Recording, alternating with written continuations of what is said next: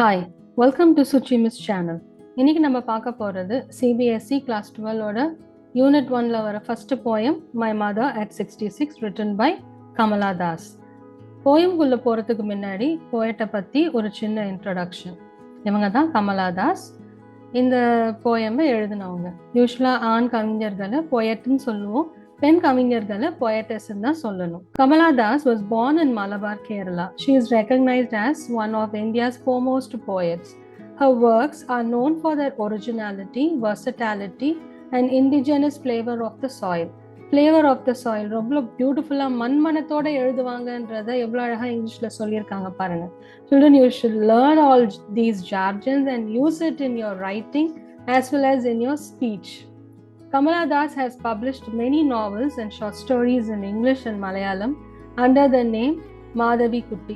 எழுத்தாளர்கள் யூஸ்வலாக தன்னோட ஒரிஜினல் சர்டிஃபிகேட் நேமில் எழுத மாட்டாங்க. சிடோனிம், பென் நேம், எழுத்தாளராக வேற ஒரு பேர் வச்சிருப்பாங்க.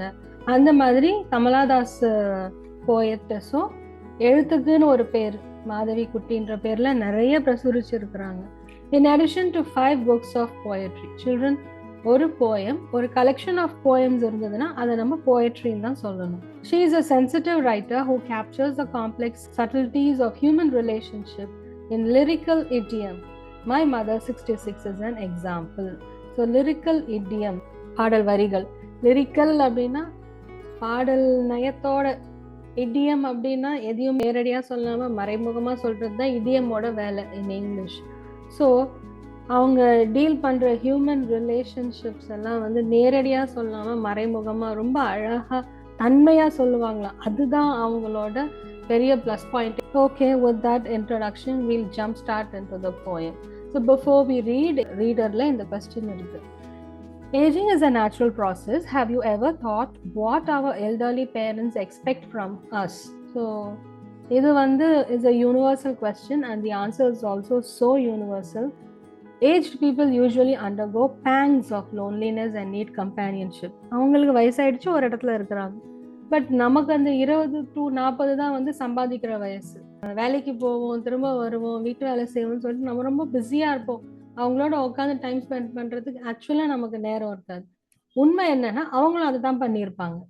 அவங்களும் வேலைக்கு போயிருந்துருக்கலாம், இல்லை வேலைக்கு போகாமல் இருந்தால் அவங்களும் வீட்டில் இருந்து வீட்டு வேலையெல்லாம் பார்த்துருக்கலாம், குழந்தைய, ஹஸ்பண்டை, அப்புறம் இன்லாஸ் எல்லாம் பார்த்துக்கிட்டு அவங்களும் பிஸியாக தான் இருந்திருப்பாங்க. ஸோ இந்த ஏஜ்டு பீப்புளோட ஏக்கம் ஸோ காமன். இந்த காலகட்டத்தில் மட்டும் இல்லை, எல்லா காலகட்டத்துலேயுமே இதுதான் universal truth. Aged people usually undergo pangs of loneliness. திடீர்னு ஒரு கல்யாண ஃபங்க்ஷன், அப்புறம் ஒரு காது குத்து ஃபங்க்ஷன், அப்புறம் பர்த்டே பார்ட்டின்னு ஒரே கும்பலாக இருக்கும்போது சந்தோஷமாக இருப்பாங்க. அப்புறம் அந்த விழாக்கள்லாம் முடிஞ்சு போச்சுன்னா அந்த தனிமை. ஸோ அது அவங்களுக்கு மாறி மாறி வரும், கான்ஸ்டண்ட்டாக இல்லாமல். அப்போ அந்த நேரத்துக்கு அவங்களுக்கு ஒரு கம்பேனியன்ஷிப் தேவைப்படுது. Not necessary it should be a husband. குழந்தைங்க, பேர குழந்தைங்க, கசின்ஸு, அவங்க ஃப்ரெண்ட்ஸு, அந்த மாதிரியான ஒரு கம்பேனியன்ஷிப். த பெசிமிஸ்டிக் அப்ரோச். பெசிமிஸ்டிக் அப்படின்னா ஒரு நெகட்டிவான ஒரு ஃபீலிங் அவங்களுக்கு வந்துட்டு போகுது இல்லையா? ஐயோ தனிமரமாயிட்டோமோ, தனியாயிட்டோமோ, நமக்குன்னு யாரும் இல்லையோ, அந்த நினப்பு தே டெவலப் டுவர்ட்ஸ் லைஃப். அவங்களாதான் அதை விதைச்சிக்கிறாங்க, அவங்களாதான் அதை வளர்த்துக்கிறாங்க. Can be shunt. ஷன்ட்னா ஸ்டாப், இம்மீடியட்டாக அதை ஸ்டாப் பண்ணலாம். Only if we provide them with abundant love, care and importance and empathy. So நம்ம கடமைலாம் இந்த 4 தான். we have to give them love, care, attention, importance and empathy. sympathy அப்படின்னா பரிதாபப்படுறது ஒருத்தர் மேலே. whereas empathy அப்படின்னா அவங்க சூழல்ல இருந்து, அவங்க பொசிஷன்ல இருந்து அவங்க பிரச்சனையை பார்க்கறது, அதுக்காக சொல்யூஷன் கொடுக்கறது. So that's the pre-reading activity. Now we'll get into the poem once. Driving from my parents' home to Cochin last Friday morning, I saw my mother beside me. Dozed, open-mouthed, her face ashen like that of a corpse, and realized with pain that she was as old as she looked. But soon put that thought away and looked out at the young trees sprinting, the merry children spilling out of their homes. But after the airport security check standing a few yards away, I looked again at her, wan, pale as a late winter's moon, and felt that old familiar ache, my childhood's fear. But all I said was, "See you soon, Amma." And all I did was smile and smile and smile. Notice that the whole poem is in a single sentence. So ஒரு sentence capital லெட்டர்ல ஆரம்பிக்கணும், full ஸ்டாப்ல முடிக்கணும். So இது ஃபுல்லா பார்த்தா ஒரு sentence தான் இந்த போயமே. பங்க்சுவேட்டட் பை கமாஸ், வெறும் கமா தான் இருக்கும், வேற எதுவுமே இல்லை. டிரைவிங் வர டி கேபிட்டல் லெட்டர், அதோட பாருங்க எங்கேயுமே வேற பங்க்சுவேஷனே இல்லை அதர் தென் கமா, ஃபுல்லா கமா கமா கமா. அதோட லாஸ்ட்ல பார்த்தீங்கன்னா அது ஃபுல் ஸ்டாப் கூட இல்லை. அண்ட் சோ ஆன், தொடரும் அப்படின்ற மாதிரி அத்தனை டாட்ஸ் இருக்கு. ஒரே லைன்ல இடவிடாம எழுதுறது பேரு என்ஜாம்மெண்ட். இது ஒரு poetic device. அண்ட் இதுல எந்த வித ஒரு ரைமிங் ஸ்கீமோ ஃபாலோ பண்ணாததுனால there is no rhyming scheme at all in this poem. It indicates a single thread of thought interspersed with observations. So இந்த ஒரு லைன் போயம் பார்த்தீங்கன்னாக்கா ஒரே நூல்ல பலவித பூக்களை கோத்தா மாதிரி இருக்குதான். ஸோ ஒரே போயம்ல பலவித இமோஷன்ஸ் அவங்க காட்டுவாங்க.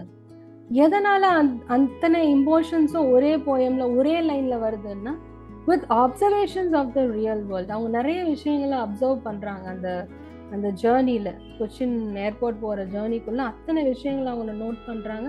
அதனால அவங்களுக்கு இமோஷன்ஸ் மாறி மாறி வருது.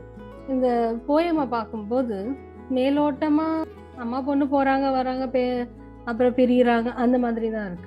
பட் இதுல இருக்க ஒவ்வொரு லைனோட அழுத்தம் இருக்கு பாத்தீங்களா, உங்களை அழ வச்சிடும். கமலாதாஸ் என்ன உணர்றாங்களோ தன்னோட தாயை பத்தி, அதே உணர்வு உங்களுக்கு உங்க அம்மா மேல வரும். அப்படி ஒரு போயம்னா இப்படித்தான் இருக்கணும்ன்ற ஒரு ஸ்டீரியோ டைப்பை உடைச்சிட்டு வந்திருக்கு இந்த போயம். ஸோ இது என்னன்னாக்கா தன்னோட நினப்பு, இந்த டிராவல், அவங்க அம்மா வீட்டிலேருந்து கிளம்பி கொச்சின் ஏர்போர்ட் போகிற வரைக்கும் நடக்கிற விஷயங்கள் அப்படியே கோர்வையாக சொல்லியிருக்கிறாங்க. அதில் அவங்களோட இமோஷன்ஸ், அவங்களோட ஃபீலிங்ஸ் எல்லாம் அழகாக வார்த்தையாக கோர்த்துருக்குறாங்க. ஒவ்வொரு லைனுமே அவ்வளோ ஆழமாக அழுத்தமாக நம்ம மனசில் பதியும். அண்ட் அதை நம்மளால் ரிலேட் பண்ணிக்கவும் முடியும். அதுதான் பியூட்டி. ரைட்டர்ஸ் பாயிண்ட் ஆஃப் வியூலேருந்து அந்த கதையை படிக்க முடியுதுன்னா there is the success of the writer. அப்படி பார்த்தா Kamaladas has won millions of hearts. So அதான் இங்க introduction. So with observations of the real world around and the way these are connected to the main idea. So இந்த போயமோட main ஐடியாவே என்னன்னா mother daughter relationship and her pain of separation and loss. அவங்களோட இந்த ஒவ்வொரு வரியிலையும் ஒரு emotion வருது. அது எப்படி இந்த சென்ட்ரல் தீமோட கனெக்ட் ஆகுது, அதுக்காக தான் இது ஒரே லைன்ல முடிச்சுட்டாங்க. But it's a very very long line. Poem எழுதுற மாதிரி ஒரு லாங்கஸ்ட் லைனா போயிடுச்சு. ஓகே ரைட், இப்போ லைன் பை லைன் பார்க்கலாம். Driving from my parents home to Cochin last Friday morning, இப்படிதான் ஆரம்பிக்குது போயம். டிரைவிங் அப்படின்னாக்கா ஆப்வியஸ்லி கார் டிரைவிங்காக தான் இருக்கணும். So they take the roadways. Driving from my parents அப்படின்னா கமலாதாஸ் அவங்களோட அம்மா வீட்டில் இருந்து கொச்சினுக்கு கிளம்புறாங்க. ஃப்ரம் அப்படின்னா அம்மா வீடு, பேரண்ட்ஸோட வீடு, அம்மா வீடு, பிறந்த வீடு, எப்படி வேணாலும் நம்ம எடுத்துக்கலாம். ஸோ அந்த அம்மா வீடுன்னு தான் சொல்கிறாங்களே தவிர அது என்ன லொக்கேஷன் அப்படின்னு எந்த ஊருன்னு நமக்கு சொல்லலை. ஸோ நீங்கள் அதை பற்றி ரொம்ப யோசிக்க தேவையில்லை. என்ன எழுதலாம் ஆன்சரில் அப்படின்லாம் யோசிக்க தேவையில்லை. டு கொச்சின். ஸோ ஃப்ரம் வீட்டில் இருந்து to Cochin last Friday morning போனாங்க. ஸோ ஆல்ரெடி அவங்க போயிட்டு வந்த அனுபவத்தை தான் இப்போ எழுதுறாங்க போயமா. I saw my mother beside me, doors open mouth. I saw, ஐன்னா இந்த இடத்துல நம்ம போயட்டஸ் கமலாதாஸ் தான். I saw my mother beside me. So எங்கள் அம்மா பக்கத்தில் தான் இருக்கிறாங்க, என் பக்கத்தில் தான் இருக்கிறாங்க. பக்கத்தில் இருக்கிற அம்மாவை நான் பார்த்தேன். டோஸ் அப்படின்னாக்கா ஒரு குட்டி தூக்கம். It can be out of tiredness or out of age factor. So to sleep lightly for a short time, இல்லைன்னா அது பேர் ட்ராவல் நேப்புன்னு சொல்லுவோம். ஸோ கார் ஏறிட்டாக்கா திடீர்னு தூக்கம் வந்துடும். பட் அந்த தூக்கம் 1 hour 2 hours வராது. பள்ளத்தில் இறக்கி அப்புறம் மேடில் ஏற்றி ஸ்பீட் பிரேக்கரு, திடீர்னு செக் போஸ்ட் செக்கிங்கு, அந்த மாதிரிலாம் வண்டி டிஸ்டர்ப் ஆகும்போது நம்ம ஸ்லீப்பும் டிஸ்டர்ப் ஆகும். அதிகபட்சம் 20 minutes தான் தூங்குவோம். ஸோ அதுவே பவர் நேப்புன்றாங்க இப்போ. ஸோ அந்த 20 மினிட்ஸ் தூக்கம் ஒரு 10 மினிட்ஸ் தூக்கம் கூட நமக்கு அவ்வளோ ஃப்ரெஷ்னஸ், அவ்வளோ எனர்ஜி கொடுக்குமா. உடனே எந்திரிச்சு நம்ம அடுத்தடுத்த வேலையெல்லாம் செய்ய ஆரம்பிச்சிடுவோம். ஸோ அந்த மாதிரி கமலாதாஸோட அம்மா தன்னோட பக்கத்தில் இவங்க வண்டி ஓட்டிட்டு போகிறாங்க. இவங்க வந்து பேசஞ்சர் சீட்டில் அப்படியே உட்காந்துக்கிட்டே தூங்குறாங்க. எப்படி தூங்குறாங்கன்னா ஓப்பன் மவுத். ஏன் இந்த ஓப்பன் மவுத்துன்னு சொல்கிறாங்கன்னா, நம்மளாம் வந்து கொஞ்சம் டீனேஜ்லலாம் இருக்கும்போது தூங்கும்போது என்ன பண்ணுவோம்னா, நிறைய பேரை பார்த்துருக்கேன். பஸ்ஸில் தூங்கும்போது என்ன பண்ணுறாங்கன்னா, துப்பட்டா போட்டு முகத்தை கட்டிடுறாங்க. ஸோ தட் நம்ம தூங்கும்போது வாய் எப்படி போகுமோ, மூக்கு எப்படி போகுமோ, என்ன பண்ணுவோமோ, இல்லைன்னா வந்து ட்ரெஸ் எப்படி இருக்குமோ, அது அந்த அந்த பயமே வரக்கூடாதுன்னு சொல்லிட்டு டோட்டலாக துப்பட்டா போட்டு முகத்தை ஃபுல்லாக கவர் பண்ணிட்டு தூங்குறாங்க. ஆனால் இப்போ இவங்களுக்கு வந்து வயசாயிடுச்சு. இவங்க வந்து ஒரு அலட்சியத்தன்மை வந்துடும். நமக்கே வயசாயிடுச்சு, இதுக்கப்புறம் என்ன இருக்குது. ஸோ அவங்க தூங்குறாங்க. தூங்கும்போது வாய் லைட்டாக ஓப்பன் ஆகுது. அதை பற்றிலாம் அவங்களுக்கு ஒன்றும் பெருசாக அலட்டிக்கலை.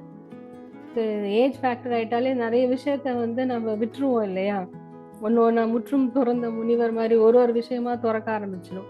ஸோ இனிமேல் வந்து நம்மளை ரொம்ப அட்டென்ஷனாக பார்த்துக்கிறதெல்லாம் நம்ம யோசிக்க மாட்டோம். தூக்கம் வந்தது, தூங்கிட்டோம்.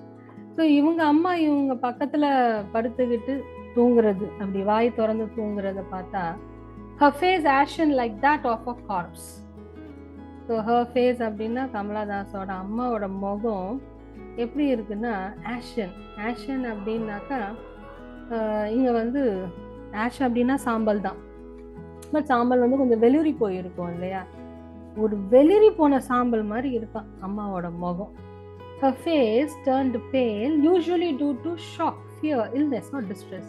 ஸோ நமக்கு யூஸ்வலாக ஏன் முகம் வெளிரி போகும் அப்படின்னா, ஒரு ஷாக்கிங்கான செய்தியை பார்க்கும்போதோ கேட்கும்போதோ, இல்லைன்னா பயம், இல்லைன்னா உடம்பு சரியில்லாமல் போயிடுச்சுன்னா முதல்ல வந்து நம்மளுக்கு முகமே எப்படி இருக்கு பாருங்களேன் அப்படிதான் கேட்பாங்க. ஸோ முகம் வந்து அந்த சாம்னஸ் இல்லாமல் ஒரு மாதிரி வெளிரி போயிருக்கும்.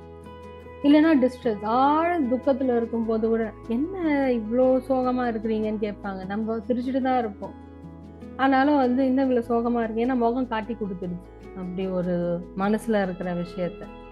The word ashen refers to the color of the ashes, a pale grayish tone, often used to describe someone who looks frightened or unwell. So இந்த முகத்தை பார்த்தாக்கா ரொம்ப சோகமாகவும் உடம்பு முடியாத மாதிரியும், அப்படியே உக்காந்துட்டே இருந்தாங்க, அப்படியே கண்ணு இழுத்துட்டு போய் தூங்குன மாதிரி ஒரு முகம். ஸோ அவங்களுக்கு வந்து வயசாயிடுச்சு, முடியாமல் போயிடுச்சு. ஸோ அந்த முகத்தை போயட்டஸ் பார்க்கும்போது அது ஒரு கார்ப்ஸ் மாதிரி இருக்கான். கார்ப்ஸ்னா டெட் பாடி. ஸோ என் பக்கத்தில் வந்து ஒரு கார்ப்ஸ் படுத்து கார்ப்ஸ் வந்துட்டு இருக்கிற மாதிரி இருக்கு அப்படின்றாங்க. ஸோ இந்த இடத்துல போயட்டஸோட மதர்ஸ் ஃபேஸை கார்ப்ஸோட கம்பேர் பண்ணுறாங்க. எப்படின்னா with a word like. So ரெண்டு எலமெண்ட்ஸை நம்ம கம்பேர் பண்ணும்போது நடுவில் லைக் பயன்படுத்தி கம்பேரிசன் பண்ணினோம்னா அது பேர் சிமிலி.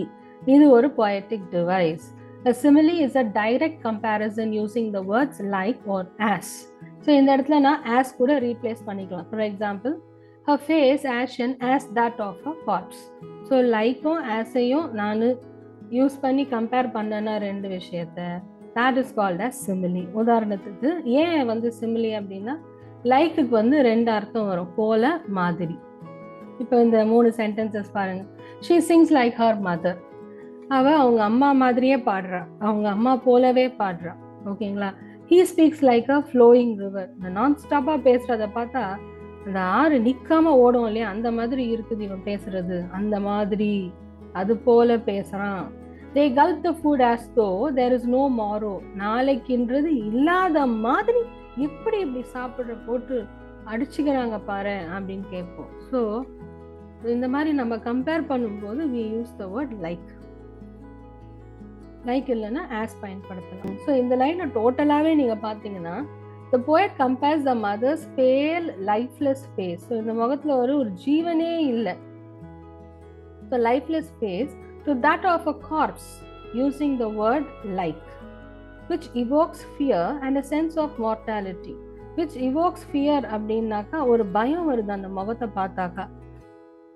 இறந்து போயிட்டாங்களா, அந்த மாதிரி ஒரு பயம் வருது அந்த முகத்தை பார்த்து. அண்ட் a sense of mortalityனா ஹியூமனா பிறந்த யாரா இருந்தாலும் they have to die one day. So அந்த பயமும் அந்த நிஜமும் போட்டு மனசை ஏதோ பண்ணுது. அம்மா முகத்தை திரும்ப திரும்ப பார்த்துக்கிட்டு இருக்கிறாங்க poet. The simile effectively highlights the mother's fragility. Fragilityனா weakness, aging, வயசாகுது, and closeness to death. So வயசாக ஆக டெத் வந்து நெருங்கிட்டு இருக்கு அவங்களுக்கு. Steering emotional response. Steering emotional response அப்படின்னாக்கா அம்மாவோட அந்த நிலைமைய பார்த்துட்டு உள்ளுக்குள்ள என்னவோ பண்ணுது, பிசையுது, ஒரு மாதிரி ஒரு டிஸ்டர்பன்ஸாவே இருக்குது அவங்க அம்மா அந்த ஒரு முக தோற்றத்தோட பார்க்கும்போது. And realized with pain that she was as old as she looked. அவங்களுக்கு இப்பதான் ஒரு விஷயம் ரியலைஸ் பண்றாங்க, என்னன்னு, she is old as she looks. So எங்க அம்மாவுக்கு வயசாயிடுச்சு அப்படின்னாக்கா age is only a number அந்த மாதிரி சொல்லலாம். பட் ஒரு காலகட்டம் வந்த உடனே முகத்துல சுருக்கம் வருது, நமக்கு முடியாம போறது, அதெல்லாம் பிசிக்கலா நம்ம பார்க்கும்போது உண்மையிலே நம்ம வயசாயிடுச்சோ அந்த நினைப்பு நமக்கு வரும். ஸோ இப்பதான் அவங்க அம்மாவுக்கு வயசான விஷயமே அவங்களால உணர முடியுது கமலாதாசால. இப்போ அந்த உண்மையை அவங்களால ஏத்துக்கவே முடியல. இதுவும் வந்து ஒரு பொயட்டிக் டிவைஸ் தான். நம்ம இதுக்கு முன்னாடி பார்த்தது லைக்கை வச்சு கம்பேர் பண்ணோம், இப்போ வந்து ஆஸ் பயன்படுத்தி கம்பேர் பண்றோம். சிமிலி இந்த ஆஸ் பயன்படுத்தி அவங்க லுக்ஸையும் அவங்க வயசையும் கம்பேர் பண்றாங்க. So it's a simile because it makes a comparison using the word as. It compares her actual age. So எதையும் கம்பேர் பண்றாங்கன்னா அவங்களோட ஏஜ் வித் அப்பியரன்ஸை கம்பேர் பண்றாங்க. ஸோ உண்மைதான், நிறைய பேர் வந்து வயசாயிடுச்சுன்னுவாங்க, ஆனால் அப்படி இருக்காது. டெய்லி காலைல ஏஞ்சி ஜாகிங் போகிறது, சுறுசுறுப்பாக இருக்கிறது, பேப்பர் ரீடிங் பண்ணுறது, அப்புறம் வந்து மற்ற வீட்டு வேலையெல்லாம் செய்கிறது, அப்புறம் ஃப்ரெண்ட்ஸை போய் மீட் பண்ணுன்னு சொல்லிட்டு ரொம்ப என்கேஜாக இருப்பாங்க, ரொம்ப ஆக்டிவாக இருப்பாங்க. ஆனால் சில பேர் வந்து அந்த முகத்திலேயே தெரியும் அவங்களுக்கு எவ்வளோ வயசாயிடுச்சு அப்படின்னு. ஸோ அம்மாவுக்கு வயசாயிடுச்சோ அப்படின்னு சொல்லிட்டு அவங்க இப்போதான் அதை ஃபீல் பண்ணுறாங்க. So she compares her actual age to her appearance as volt as she looks. அவங்க லுக்ஸை வச்சு பார்த்தா உண்மையிலேயே அவங்க வயசாயிடுச்சுன்றது ஃபீல் பண்ணுறாங்க.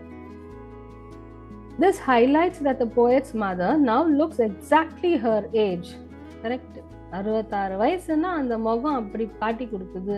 Which is a painful truth for her daughter to accept. ஐயோ, எங்க அம்மாவை நான் எவ்வளோ இளமையா எவ்வளோ அழகா அந்த மஞ்சள் பூசிக்கிட்டு வர்றது, அந்த பொட்டு வச்சுக்கிட்டு வர்றது, அந்த புடவை கட்டி அவங்க நடந்து வரும்போது அடா அடா அடா அப்படிலாம் நம்ம வந்து நம்ம அம்மாவை அப்படி ரசிச்சிருப்போம். இன்னைக்கு அதே முகம் நம்ம கண்ணுக்கு கார்ப்ஸ் மாதிரி தெரியுது, டல் ஐட்டா மாதிரி தெரியுது. அவங்க உண்மையிலேயே வயசானது அவங்க முகத்துல நமக்கு தெரியுது. இவ்வளோ விஷயம் நம்ம இப்போ ரியலைஸ் பண்றோம். So finally and at the beginning, இந்த எண்டில் இந்த லைன் ஆரம்பிக்குது இல்லையா, and at the beginning of the line suggest a continuation of poet's thoughts and emotions. So இதுக்கு முன்னாடி ஒரு லைன் இருந்தது இல்லையா, அம்மா என் பக்கத்தில் இருக்கிறாங்க, அப்படியே வாய் திறந்துக்கிட்டே தூங்கிட்டு இருக்காங்க, அவங்கள பார்த்தா எனக்கு இப்படி இருக்கு அப்படின்னு சொல்லிட்டு அடுத்த லைனுக்கு போகிறாங்க. அந்த லைன் வந்து அண்டில் ஆரம்பிக்குது. ஏன் அண்டில் ஆரம்பிக்குதுன்னா இதுக்கு முன்னாடி இருந்த நினப்புக்கும் இப்போ இருக்கிற நினப்புக்கும் வந்து கனெக்ட் பண்ணுறாங்க. அதனால தான் அந்த லைன் அண்டில் ஆரம்பிக்குது. யூஸ்வலாக நம்ம அண்டு போட்டு எந்த சென்டென்ஸும் கிராமட்டிக்கலாக ஆரம்பிக்கக்கூடாது இல்லையா, but here it does. As I set, this poem breaks all the stereotype poems. It indicates that the realization of her mother's aging is a part of her observation and feelings. So அவங்க என்னெல்லாம் observe பண்ணிட்டு வராங்களோ, it's கொஞ்சம் ஒரு 1/2 hour 1 hour journey போல் இருக்குது அவங்க அம்மா ஊர்லேருந்து போச்சு. ஸோ அந்த ஜேர்னியில் அவங்க நிறைய விஷயம் அப்சர்வ் பண்ணிகிட்டே வராங்க. அதில் ஃபஸ்ட்டு பார்க்குறது அவங்க அம்மாவோட முகம், அதை பற்றின சிந்தனை, அதை பற்றின வேதனை அப்படியே வந்து பெருக்கெடுத்து போய்கிட்டே இருக்குது ஒன் பை ஒன்னாக. அடுத்த லைன் பாருங்க, but soon put that thought away. But இந்த லைன் வந்து பட்டில் ஆரம்பிக்குது அப்படின்னா தேர் இஸ் அ கான்ட்ராஸ்ட். ஆனால் உடனே நான் அந்த நினைப்பை தூக்கி போட்டுட்டேன் அப்படின்றாங்க.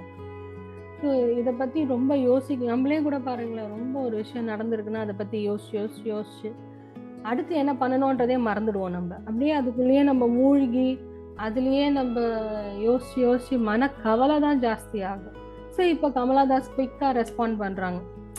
இது வந்து உங்களை பார்த்துக்கிட்டே இருந்தால் எனக்கு என்னவோ பண்ணுதுன்னு சொல்லிட்டு அவங்க உடனே அந்த நினப்பெல்லாம் தூக்கி போட்டுடுறாங்க. So there is a contrast. வேற பக்கம் பார்த்து இப்போ வண்டி ஓட்டுறாங்க. ஸோ இந்த லைன்ல இருந்து நமக்கு கமலாதாஸை பற்றி என்ன தெரியுதுன்னா, the poetess tried to distract herself from the painful realization of her mother's aging by shifting her focus to something else. So அவங்க வாண்டடாகவே இதை பற்றி யோசிக்கவே கூடாது அப்படின்னு சொல்லிட்டு வேற ஒரு விஷயத்துல அவங்க ஃபோக்கஸ் பண்றாங்க. ஸோ இந்த நினைப்பு இருக்கு தெரியுமா, அந்த நினைப்பை வந்து என்னன்னு சொல்றாங்கன்னா, the poet suppresses her painful realization about her mother's aging. So அம்மாவுக்கு வயசாகுது, அதுவே வந்து அவங்களால தாங்கிக்க முடியல. ஆனா அந்த தவிப்பை கூட அவங்க அப்படியே அழுத்திட்டு, அந்த மனசுல போட்டு அப்படியே அழுத்திட்டு அதை அவங்க மறக்கவும் முடியாது அந்த நினைப்பெல்லாம். பட் அது அப்படியே வந்து மனசுக்குள்ளேயே போட்டு அழுத்திட்டு அது வந்து வேற ஒரு பக்கம் she distracts herself to avoid breaking down emotionally. இன்னும் கொஞ்ச நேரம் அம்மாவை பார்த்தோன்னா அழுதுருவேன், அதுக்காகவே வந்து டிஸ்ட்ராக்ட் ஆகிக்கிறாங்க அவங்க. It shows emotional resilience and conscious attempt to stay calm. Emotional resilience எவ்வளோ அழகா இருக்கு பாருங்க. மனசுக்குள்ளேயே ஒரு போராட்டம் நடக்குது, அதுல அவங்க வந்து ரொம்ப ஸ்ட்ராங்கா இருக்கிறாங்க. போதும், அதுக்கப்புறம் இதை பத்தி யோசிக்கிறதாலும் வேற எதாவது பண்ணலாம், வேற எதாவது பார்க்கலாம், வேற ஏதாச்சும் கவனம் செலுத்தலாம்னு சொல்லிட்டு அவங்க மன போராட்டத்திலேயே ஒரு வலிமையான முடிவு எடுக்கிறாங்க. அப்போவும் அந்த சூழல்லையும் அவங்க கொஞ்சம் காமாதான் இருக்கிறாங்க. அவங்க மன வலிமை இந்த லைன்ல வெளிப்படுது. And realized with pain that she was as old as she looked, but soon put that thought away. And so இந்த லைனை வந்து தனித்தனியா பார்த்து இப்போ ஒன்னா பார்க்கணும். ஏன் அப்படின்னாக்கா, இந்த லைன் ஆரம்பிக்கும் போதும் எண்ட் இருக்கு, முடியும் போதும் எண்ட் இருக்கு. ஆனா அந்த எண்டுக்கும் இந்த எண்டுக்கும் நிறைய வித்தியாசம் இருக்கு. எப்படின்னா, there is a shift from emotional pain. இந்த லைன் ஆரம்பிக்கும் போது and I realized, அப்பதான் நான் உணர்றேன், ஒரு வேதனையோட உணர்றேன் அப்படின்னு ஆரம்பிக்குது. ஆனா இந்த கடைசி எண்ட் வந்து இமோஷனல் கண்ட்ரோலுக்கு வருது. அவங்க இமோஷனை அவங்களே தான் கண்ட்ரோல் பண்றாங்க. ஸோ அந்த எண்டுக்கும் இந்த எண்டுக்கும் நிறைய வித்தியாசம் இருக்கு. அந்த எண்டு ஆரம்பிக்கும் போது ஒரு பயம், இந்த எண்டு முடியும் போது ஒரு ஒரு ஸ்ட்ராங் உமனா இருக்கிறாங்க அவங்க இமோஷனலா. That shows her inner conflict between her love and helplessness. அவங்க அம்மாவை ரொம்ப லவ் பண்றாங்க, ஆனா அவங்களால பக்கத்துல இருந்து அவங்கள பார்த்துக்க முடியாது. ஒருவேளை அவங்க உத்தியோகமா இருக்கலாம், ஒருவேளை அவங்க மாமியார் வீட்டுக்கு போற மாதிரி இருக்கலாம். Anything that is not mention in the poem. But யாரா இருந்தாலும் அதுதானே, அம்மா கூட நம்மளால இருக்க முடியாது தானே கல்யாணத்துக்கு அப்புறமோ, இல்லை நம்ம வேலைக்காக வெளிநாடு போனாலோ வெளியூர் போனாலும் இருக்க முடியாது இல்லையா? ஸோ அந்த அந்த போராட்டம் மனசுக்குள்ள இருந்துகிட்டே இருக்குது. பட் அதுக்கும் ஒரு முடிவு எடுக்கிறாங்க.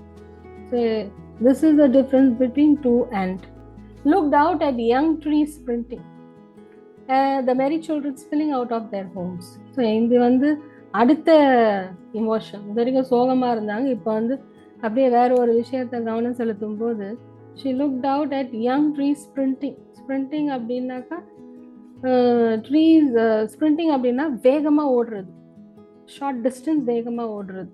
ஸோ யாரெல்லாம் வந்து 80 மீட்டர்ஸ் அத்லீட்ஸ் எல்லாம், யாரெல்லாம் 80 மீட்டர்ஸ் 100 மீட்டர்ஸ்லாம் ஓடுறாங்களோ அவங்களெல்லாம் ஸ்ப்ரிண்டர்ஸ்ன்னு சொல்லுவாங்க. ஏன்னா ஷார்ட் டிஸ்டன்ஸ்ல மினிமம் டைம் லிமிட்ல கலந்துருவாங்க. அதுல பாத்தீங்கன்னா ஹுசேன் போல்ட் பெரிய ரெக்கார்ட்லாம் அவர் பண்ணியிருக்கிறாரு, அவரோட ரெக்கார்டை அவரே உடைச்சாரு. இப்போவும் ட்ரைனிங் கொடுக்கும்போது ஹுசேன் போல்ட்டோட ஸ்பீடு, அப்புறம் அவரோட அந்த ட்ராக்ல நிக்கிற ஸ்டைலு, எதனால அவர் வந்து இவ்வளோ வேகமா ஓட முடியுது, அவர் அப்படியே ஒரு அனிமேஷன் மாதிரி காட்டுவாங்க. இதுதான் அவரோட பாடி, ஒரு ஸ்லாண்டிங் லைன்ல நிற்கும், அப்புறம் ஒரு ரேஸ் முடிக்கும் போது தலையை குனிஞ்சி முடிக்கிறது, இந்த மாதிரியான ஸ்ட்ராட்டஜிலாம் நமக்கு வந்து தனித்தனியா சொல்லி கொடுப்பாங்க. ஸோ ஸ்ப்ரிண்டிங் அப்படின்னா ஷார்ட் டிஸ்டன்ஸ் வேகமா ஓடுறது. அப்ப பார்த்தா அவங்க என்ன பாக்குறாங்க, அம்மாவை பார்த்தது போதும் வேற ஏதாவது பார்க்கலான்னும் போது வெளியே காருக்கு வெளியே பார்த்தாக்கா யங் ட்ரீஸ், பச்சை பசேல்னு மரங்க ஸ்ப்ரிண்டிங் வேகமா ஓடுதான். The merry children spilling out of their homes. So பார்த்தா அவங்க வீட்டுக்கு வெளியே குழந்தைங்கள்லாம் விளையாடிட்டு இருக்கிறாங்க. அதுவும் அவங்கெல்லாம் வந்து மெரி சில்ட்ரனா, சந்தோஷமான சில்ட்ரனா, வெரி ஜாய்ஃபுல் சில்ட்ரனா, ரஷ்ஷிங் அவுட் ஆஃப் தேர் ஹோம்ஸா. ஸ்பில்லிங் அவுட் ஆஃப் தேர் ஹோம்ஸ்ன்னு போட்டிருக்காங்க. They can say coming out of their homes, இல்லைன்னா வந்து ரஷிங் அவுட் ஆஃப் தேர் ஹோம்ஸ்ன்னே சொல்லலாம். ஏன் ஸ்பில்லிங் அப்படின்னு சொல்கிறாங்கன்னாக்கா, நம்ம ஏதாவது ஒன்று தெரியாதனமாக கீழே கொட்டிட்டோம்னா ஸ்பில் அப்படின்வோம். ஸோ நம்ம கண்ட்ரோலை மீறி நம்ம கையை விட்டு ஒன்று போகுதுன்னா அது வந்து ஸ்பில்லிங். பாலை வந்து ஸ்பில் பண்ணிட்டேன், தண்ணியை ஸ்பில் பண்ணிட்டேன். இந்த கிளாஸ் ரூமில் நிறைய நடக்கும். தண்ணியை ஊற்றி விட்டுடுவாங்க பசங்க சாப்பிடும்போது, லஞ்ச் ஹவர்லலாம். ஸோ நம்ம கண்ட்ரோலை மீறி ஸ்பில் ஆகுது அப்படின்னாக்கா, இந்த பேரண்ட்ஸ் வீட்டுக்குள்ளே எவ்வளோ தடை போட்டாலும் இந்த பிள்ளைங்க வெளியே வந்து ஒரே ஜாலியாக விளையாடுறாங்க. ஸோ அதெல்லாம் வந்து கமலாதாஸ் பார்க்குறாங்க அவங்க வழியில். ஸோ இப்போ வந்து நமக்கு ஒரு கான்ட்ராஸ்ட் ஒன்று கிடைக்குது, அண்ட் ஒரு 2 பொயட்டிக் டிவைஸ் இந்த லைனில் நமக்கு கிடைக்கும். ஒன்று வந்து இமேஜரி பொயட்டிக் டிவைஸ் அப்படின்னா, நான் ஒரு லைனை வாசிக்கும் போது நீங்கள் அதை கற்பனை பண்ணிடுவீங்க. ஸோ ஒரு லைன் உங்களுக்கு வந்து உங்கள் மனக்கண்ணில் அது அப்படியே காட்சியாக நீங்கள் பார்க்கும்போது, that poetic device is called as imagery. So இப்போ நான் இங்கே இமேஜே போடலைனாலும் இந்த லைனை நான் வாசிக்கும் போது நீங்கள் கண்டிப்பாக இமேஜின் பண்ணியிருப்பீங்க. looked out at young trees sprinting. இந்த வார்த்தை நான் பிக்சரே போடலனாலும் நீங்கள் இமேஜின் பண்ணியிருப்பீங்க. And merry children playing outside the house, இதுவும் நீங்கள் கண்டிப்பாக இமேஜின் பண்ணியிருப்பீங்க. So these 2 lines are so powerful that it makes the readers to bring an image to their brain. So அதுவே வந்து கமலாதாஸோட பெரிய சக்ஸஸ் தான், any poet for that matter. நீங்கள் எந்த ஒரு பொயட்டிக் லைன் படிக்கும் போதோ இல்லை எந்த ஒரு ப்ரோசைக் லைன் படிக்கும் போதோ அதை உங்களால் இமேஜின் பண்ண முடியும்னா, those lines are called as imagery. Vivid picture-னா clear picture of joyful energetic children symbolizing life and vitality. So இந்த குழந்தைங்கள்லாம் வந்து எதோட சிம்பிள் பார்த்தாக்கா, லைஃப் அண்ட் வைட்டாலிட்டி ஸ்ட்ரென்த். லைஃப்னா ஃபுல்லாக சார்மிங்காக ஃபுல்லாக யூத்ஃபுல்லாக இருக்கிறாங்க. அப்படியே அடுத்த பொயட்டிக் டிவைஸ் பார்த்தீங்கன்னா contrast. The liveliness of children is contrasted with the pale tired face of the poet's mother. வெளியே குழந்தைங்க ஜாலியாக இருக்கிறாங்க, உள்ள எங்கள் அம்மா சோகமாக தூங்கிட்டு இருக்காங்க. வெளியே குழந்தைங்க எனர்ஜெட்டிக்காக யங்காக இருக்கிறாங்க, உள்ள எங்கள் அம்மா ரொம்ப ஏஜ்டாகி ஃபீபிளாக இருக்கிறாங்க. So that's the deepening the poet's emotional pain. So இந்த இடத்துல இந்த கான்ட்ராஸ்ட் வந்து ரொம்ப அவங்களுக்கு இன்னும் பெயினை தான் கொடுக்குது. எங்கள் அம்மாவும் இந்த மாதிரி சின்ன வயசுல எவ்வளோ சூப்பராக விளையாண்டு இருப்பாங்க, ஆனால் இப்போ வந்து ரொம்ப முடியாமல் படுத்துட்டு இருக்கிறாங்க.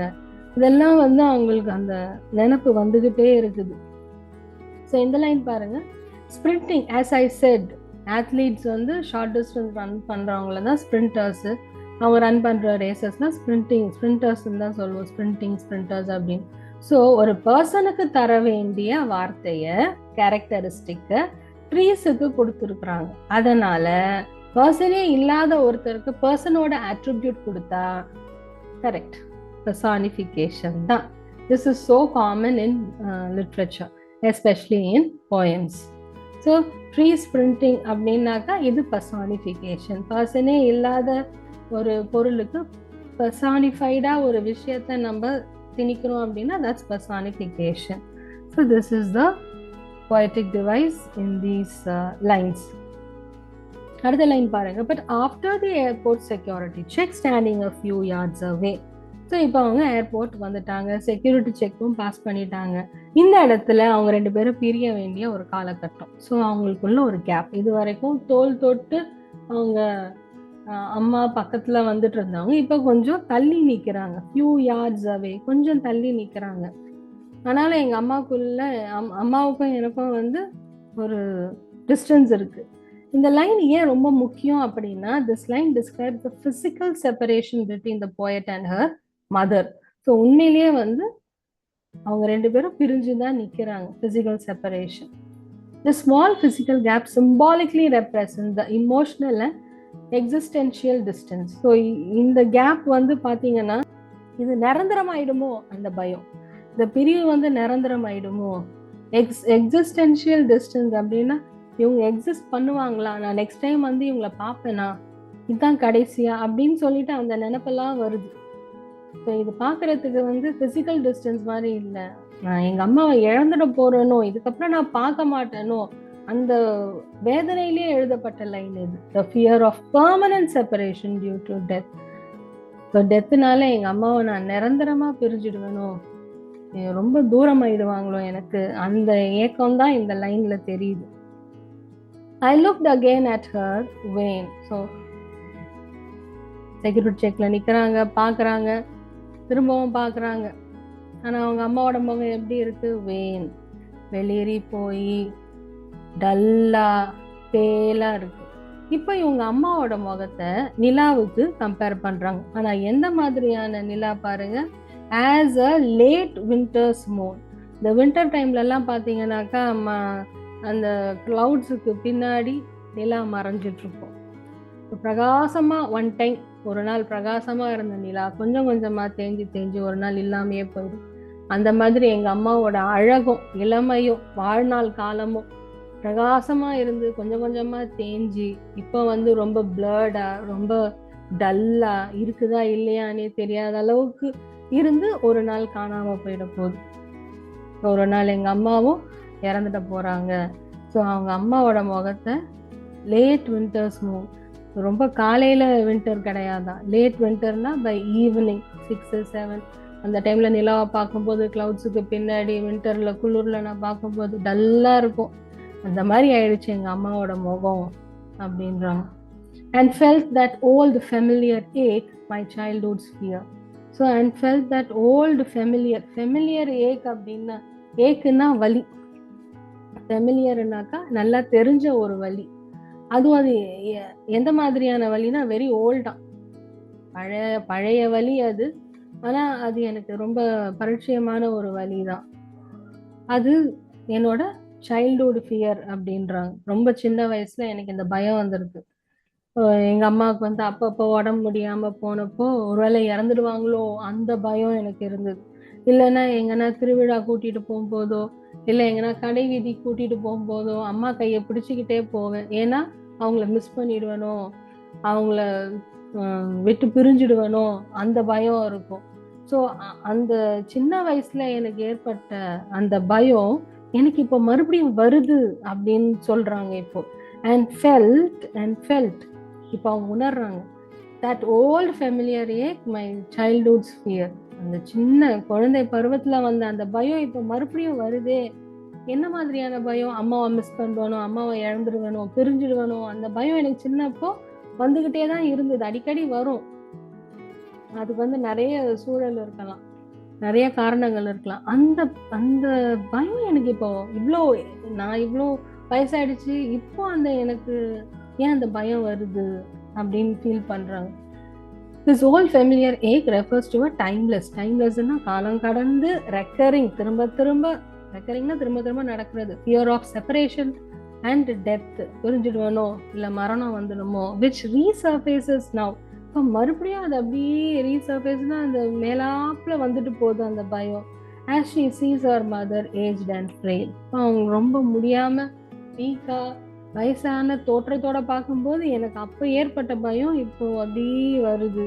ஸோ அது செப்பரேஷன் இந்த மாதிரி கடை வீதிக்கு போகும்போது மிஸ் பண்ற மாதிரி, இல்லை திருவிழால தொலைஞ்சு போற மாதிரி, இல்லைன்னா பெர்மனண்டா அவங்களுக்கு டெத் நிகழ்ந்துடுமோ, அந்த பயம்லாம் எனக்கு இப்போ திரும்ப வருது. மெட்டஃபர். ஸோ இந்த ஃபெமிலியர் ஏக்க மெட்டஃபர் அப்படின்றாங்க. மெட்டஃபர் அப்படின்றது கம்பேரிசன் தான், சிமிலியும் கம்பேரிசன் தான். இது ஃபர்ஸ்டே நம்ம பார்த்துட்டோம். சிமிலியில போல, மாதிரி, இல்லை லைக் அண்ட் ஆஸ் போட்டு கம்பேர் பண்ணுவோம். மெட்டஃபர்ல அது தேவையில்லை, ரெண்டுமே கம்பேர் பண்ணலாம். பட் லைக் அண்ட் ஆஸ் நம்ம போட தேவையில்லை. இந்த இடத்துல ஃபெமிலியர் ஏக்குன்னா எதை கம்பேர் பண்றாங்க? இமோஷனல் சஃபரிங்கை கம்பேர் பண்றாங்க. சின்ன வயசுல ஒரு மனசுக்குள்ள ஒரு பயம் இருந்தது இல்லையா, அதை தான் ஃபெமிலியர் ஏக்குன்னு சொல்லிட்டு கம்பேர் பண்றாங்க. நாட் அ பிசிக்கல் பெயின், உடம்பு அடிபட்டு காயப்பட்டெல்லாம் வந்த பெயின் இல்லை, சைக்கலாஜிக்கல் வூண்ட். அது மனதளவுல பாதிக்கப்பட்டிருக்கிறேன். அவங்க அம்மாவுக்கு ஏதாவது ஒரு பெரிய நோய் வந்திருக்கலாம், அதுல இருந்து அவங்க குணமாய் வந்திருக்கலாம். பட் அந்த அந்த அவங்க அண்டர்கோ பண்ண அந்த அந்த பெயின் அவங்க அம்மா உடம்பு சரியில்லாதப்போ பெயின் இவங்களுக்கு அந்த மரண பயத்தை கொடுத்துருக்கும். ஸோ அது இப்போ மேலோங்குது அப்படின்றாங்க. But all I said was, see you soon, Amma. All I did was smile and smile and smile. So நான் என்ன பண்ணேன், see you soon அம்மான்னு சொன்னேன். வேற என்ன பண்ணேன், சிரிச்சுக்கிட்டே இருந்தேன், அவ்வளோதான். போயம் முடிஞ்சிடுச்சு. ஸோ இது வந்து லாஸ்ட் 2 லைன்ஸ் எவ்வளோ பவர்ஃபுல்லான லைன் தெரியுங்களா? All I set was see you soon அம்மா, பை பை சொல்கிறாங்க. சும்மா சொல்லலை, see you soon அம்மா, திரும்பவும் பார்க்கலாம். பட் அந்த வார்த்தைங்கள்லாம் எந்த அளவுக்கு உண்மை அப்படின்றது எனக்கு தெரியல. நானும் சிரிச்சுக்கிட்டே போகிறேன். என்ன மாதிரி ஒரு powerful லைன்னா, the line see you soon amma is evoking a keen sense of sadness, regret and nostalgia, often in a bittersweet or painful way of expression of her longing and love for her mother. It's a beautiful and emotional moment in the poem. So see you soon சொல்கிறேன், பாப்பனா பார்க்க மாட்டானா எப்படின்னு எனக்கு தெரியல, ஆனாலும் see you soon அம்மா அப்படின்னு சொல்கிறேன். However, she did not let that fear show itself on her face. Instead, she put up a brave face and waved goodbye to her mother.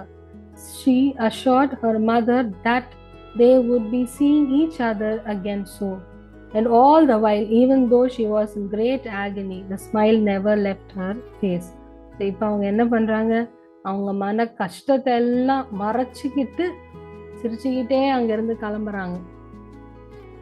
ஒருவேளை கமலாதாஸ் தன்னோட வருத்தத்தை அவங்க அம்மா கிட்ட ஷேர் பண்ணியிருந்தாங்கன்னா அவங்களும் சேர்ந்து வருத்தப்பட்டிருப்பாங்க இல்லையா, அவங்களும் சேர்ந்து அழுது இருக்கலாம். நம்ம இந்த இளமை காலகட்டத்தில் மட்டும்தான் எல்லாத்தையும் எதையும் தாங்கும் இதயம் மாதிரி ஒரு ரெபல்லியஸாக இருப்போம். ஆனால் ஒரு ஏஜ் ஆகிட்டக்கப்புறம் சின்ன அதிர்ச்சி கூட நமக்கு ஒரு பெரிய பாதிப்பை ஏற்படுத்தும். ஸோ என்னம்மா உன் முகம் இப்படி இருக்கு, என்னம்மா என்னாச்சு உடம்புக்கு, என்ன பண்ணுது உனக்கு, ஏன் இப்படி இருக்கு, உன்னை பார்த்தா எனக்கு அப்படி தெரியுது, இதெல்லாம் நம்ம போய் அம்மா கிட்ட சொல்லிட்டு இருந்தோம்னா ஆல்ரெடி அவங்க வீக்கா இருக்காங்க, ஏஜ் ஆயிட்டாங்க, நம்ம கூட இருந்து அவங்கள பார்த்துக்க போறதும் கிடையாது. அப்போ நம்ம கூட இருந்து ஆறுதல் சொல்ல முடியாத ஒரு காலகட்டத்துல நேச்சுரலாவே ஒரு செப்பரேஷன் ஒன்று ஏற்படும் போது நம்ம ஏன் அதெல்லாம் அவங்க கிட்ட சொல்லிக்கிட்டு, அவங்க ஏற்கனவே அவங்களுக்கு ஏகப்பட்ட பிரச்சனை, நம்ம வேற ஏன் அது கூட சேர்த்து இன்னும் பாரமாக்கணும். ஸோ அந்த கவலை, அந்த கஷ்டத்தை எல்லாம் மனசுக்குள்ளேயே போட்டு சப்ரஸ் பண்ணிக்கிட்டு ஒண்ணுமே வெளியே காட்டாத அந்த முகத்துல ஒரு ஸ்மைலோட see you soon அம்மா அப்படின்றாங்க. இந்த இடத்துல ஒண்ணு நீங்க கவனிக்கணும், இங்கேயோ ஒரு பொயட்டிக் டிவைஸ். இந்த see you soon அம்மா அப்படின்னு பொயட்டஸ் சொல்றாங்க, பட் அதுக்கு ரிப்ளை எதுவுமே வரல. இந்த போயம்ல அந்த மாதிரி ரிப்ளை எதுவும் கொடுக்கல. ஸோ அந்த மாதிரி போயட் மட்டும்தான் பேசுவாங்க, ஆனா ரிப்ளை எதுவுமே வராது அப்படின்னாக்கா அது பேர் அப்பாஸ்ட்ரஃபி. போயட் யார்கிட்டயோ பேசுகிற மாதிரி பேசுவாங்க, பட் எந்த விதமான ஒரு ரிப்ளையும் இருக்கிற மாதிரி போயமில் ஆட் பண்ண மாட்டாங்க. இதுவும் ஒரு பொயட்டிக் டிவைஸ் தான், இது பேர் apostrophe. Okay, so that's with the போம், வெரி இமோஷ்னல் போயம். நான் சொன்ன மாதிரி இந்த வீடியோ பார்த்துட்டு 2-3 தடவை தனியாக படித்து பாருங்கள். நீங்கள் கமலாதாஸாவே மாறி உருகி ரொம்ப எமோஷ்னலாக ஃபீல் பண்ணுவீங்க. My Mother at 66 is a poignant poem by Kamala Das. The poem explores the themes of aging, mortality and the complexities of the mother-daughter relationship. இதுதான் வந்து இந்த போயமோட தீம். சம்டைம்ஸ் ஷார்ட் ஆன்சர்ஸில் what is the central theme of the poem அப்படின்னு கேட்டாங்கன்னா நீங்கள் இதை எழுதலாம். While we can't know the exact inspiration behind the poem, it's likely that Kamala Das drew from her own experiences and emotions. The poem speaker describes the pain of watching her mother age and the fear of losing her.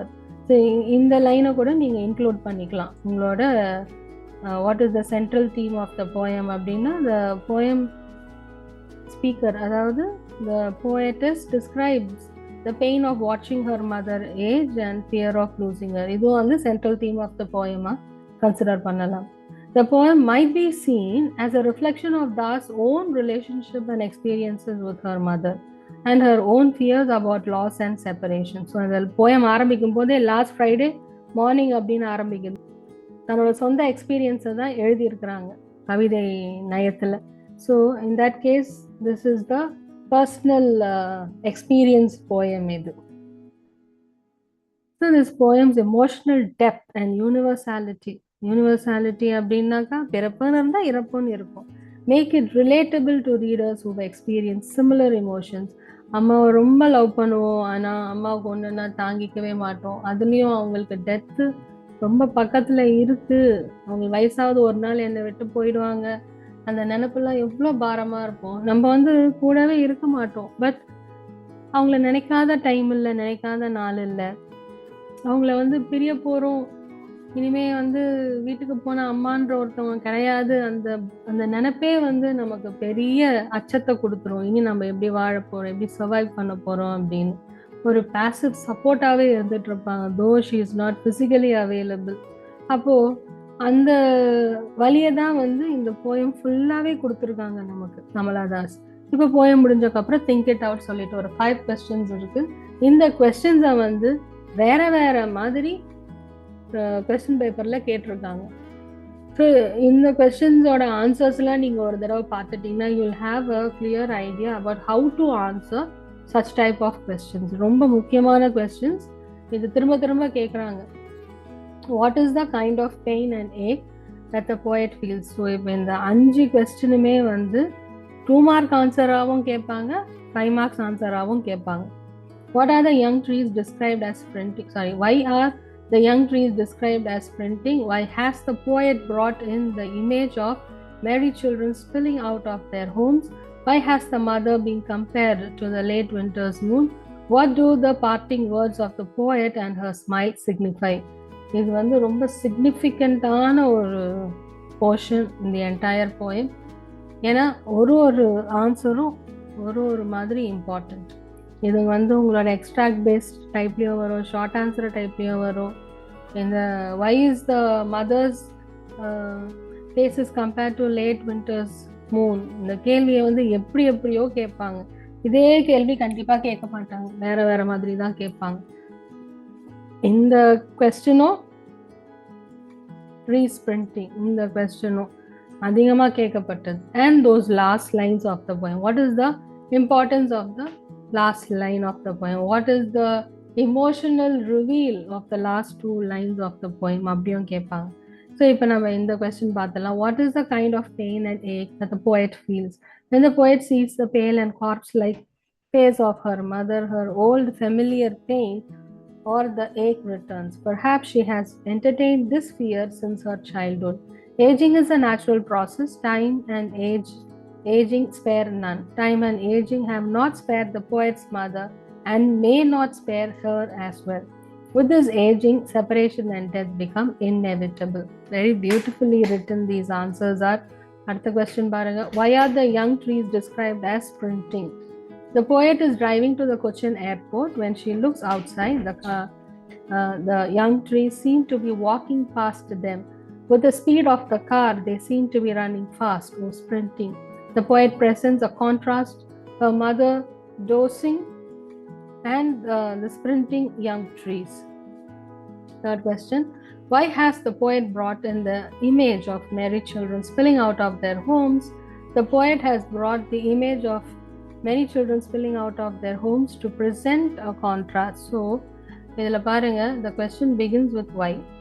எப்பெல்லாம் ஒரு question whyல begin ஆகுதோ, you can start answering from the question itself. இங்கே இருந்து இந்த கொஸ்டினை அப்படியே copy பண்ணுங்க. C, இது வரைக்கும் நம்ம கொஸ்டின்லேருந்து காப்பி பண்ணது தான். அப்படியே இந்த கொஸ்டின்லேருந்து இந்த வேர்ட்ஸ் எல்லாம் காப்பி பண்ணியே உங்கள் ஆன்சரை ஸ்டார்ட் பண்ணுங்க. why has the poet brought அப்படின்னு இருக்கிறத நீங்கள் ஹேஸை கொண்டு வந்து brought முன்னாடி வச்சுடுங்க. So now this is the sentence construction for answer. கொஸ்டினில் வந்து இப்படி இருக்கணும், ஆன்சரில் இப்படி இருக்கணும். ஸோ நம்ம எவ்வளோ கஷ்டப்பட்டாலும் நம்மளால் 2 மார்க்ஸ் ஆன்சருக்கு 3 லைனுக்கு மேலே எழுத முடியாது. ஸோ இந்த மாதிரி நம்ம இந்த கொஸ்டின்லேருந்தே ஆன்சரை நம்ம எழுதிட்டோன்னா 1 லைன் ஆல்ரெடி ஆடட். ஸோ எப்போவுமே மார்க் ஏற்ற மாதிரி தான் ஆன்சரோட லைன்ஸ் இருக்கணும். If it is 2 marks answer, நீங்கள் அதை அப்படியே டபுள் பண்ணிக்கோங்க. 2 + 2 4. ஸோ 4 லைன்ஸ் எழுதுனா போதும். ஆனால் என்னோட ஹேண்ட் ரைட்டிங் ரொம்ப போல்டாக பிகராக இருக்குமே, நான் என்ன பண்ணுறதுன்னா, நீங்கள் 4ல் இருந்து அந்த மாதிரி ஹேண்ட் ரைட்டிங் குழந்தைங்களாம் 4 to 6 லைன்ஸ் வரைக்கும் எழுதுனா போதும் for a short answer. And similarly for a long answer. Long answer வந்து ஒருவேளை 4 மார்க்ஸ் கேட்டாங்கன்னா அப்படியே அதை டபுள் பண்ணிக்கோங்க, 4 + 4. ஸோ நீங்கள் 8 லைன்ஸ் எழுதுனா போதும். அகேன் என்னோட ஹேண்ட் ரைட்டிங் வந்து ரொம்ப சின்னதாக இருக்காது, ரொம்ப பெருசாக இருக்கும், it occupies lot of space அப்படின்னா 8 or 10 லைன்ஸ் மேக்ஸிமம். இப்போ 2 மார்க்கு 4 மார்க்ஸ் தென் 5 மார்க்ஸ் அப்படின்னாக்கா again double that, 5 + 5, right 10 lines. And for bigger hand writing you can go for 12 lines. எக்காரணத்தை கொண்டும் ஷார்ட் ஆன்சர்ஸ்க்கெல்லாம் நிறைய எழுதாதீங்க, லாங் ஆன்சர்லாம் 2 பேஜ் எழுதாதீங்க. It is not entertain because you will not have time to complete the paper. This is a very proven method. Even the toppers பேப்பர்ல நீங்க உங்களோட கைடெல்லாம் வாங்கி பார்த்தீங்கன்னா டாப்பர்ஸ் பேப்பர் இருக்கும். see how much they have written.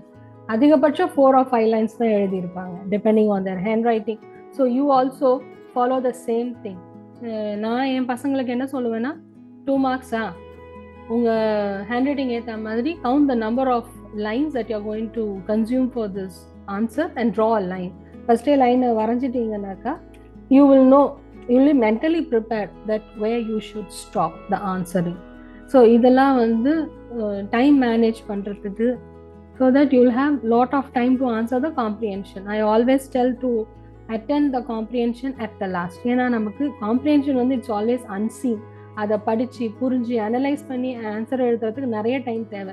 whereas இந்த pros எல்லாம் பார்த்தீங்கன்னாக்கா நிறைய உங்களுக்கு தெரிஞ்சது தான் வந்திருக்கும். ஸோ தெரிஞ்சதை ஃபஸ்ட்டு அட்டென்ட் பண்ணிவிட்டு தெரியாத நீங்கள் அப்புறம் அட்டென்ட் பண்ணலாம். So if you push to the last that's well and good, but this is most important. உங்கள் ஆன்சர் ஷீட் வந்த உடனே நீங்கள் ஃபஸ்ட்டு காம்ப்ரிஹென்ஷனோட கொஸ்டின் 1 to 10 இல்லை 1 to 12 எழுதி வச்சுடுங்க. அதுக்கப்புறம் flip the page and start answering all the literature questions or all the writing skill questions.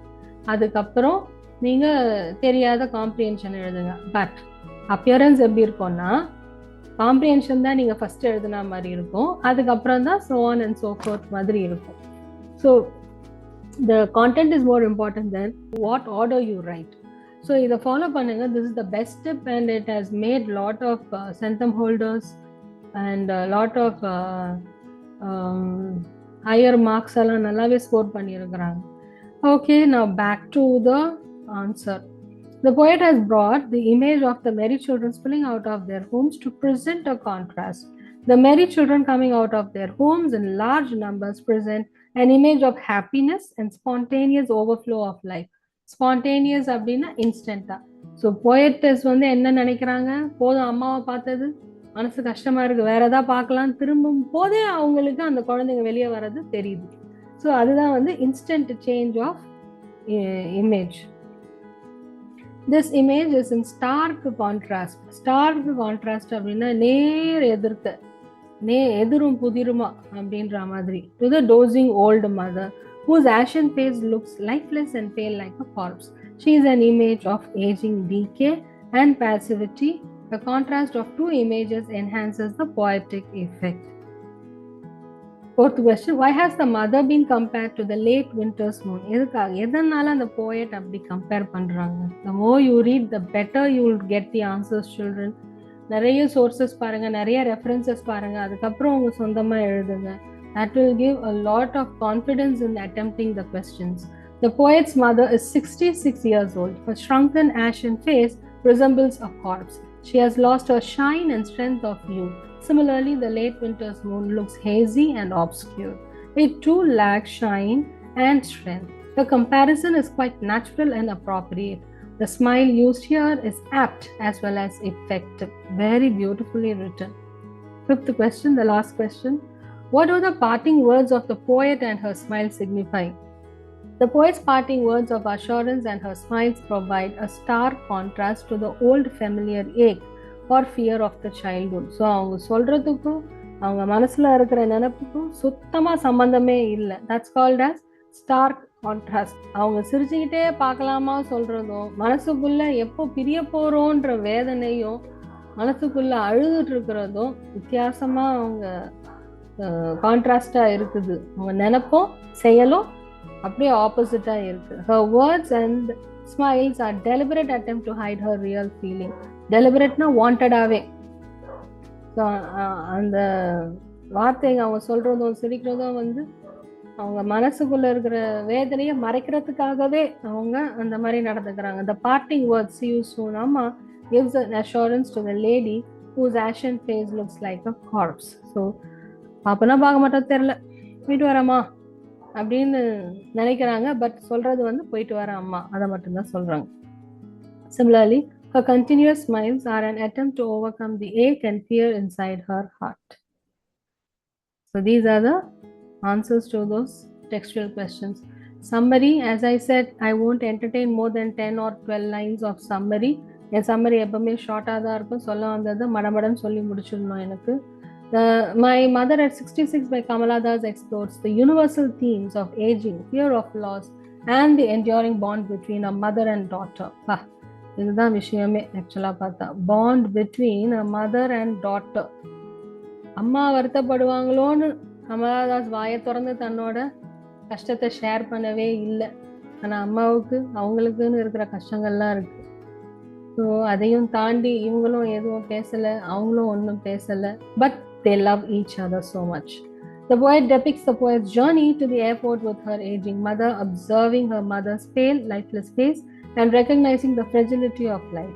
The poem highlights the poet's internal struggle with her mother's mortality and the pain of separation, while also showcasing her attempt to mask her fears. Wow. Mask her fears. மாஸ்க்னா என்ன? முகமூடி. எதை வந்து முகமூடி மாதிரி மூடுறாங்க? தன்னோட ஃபியர்ஸை. எந்த fear?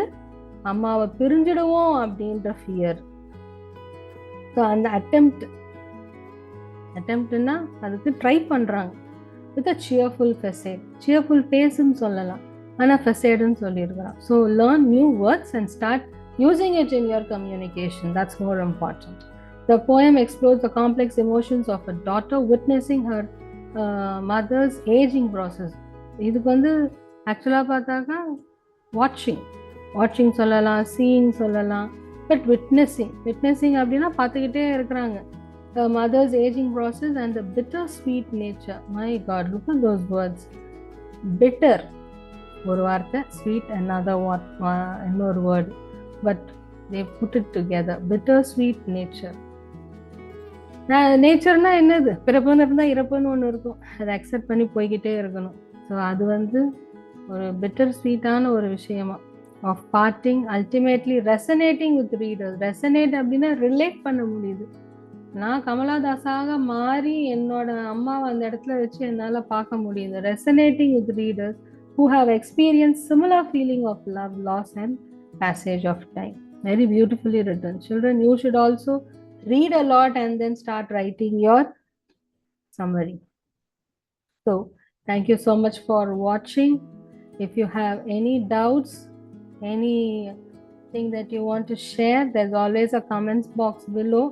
Kindly put your comments there and I will reply to that.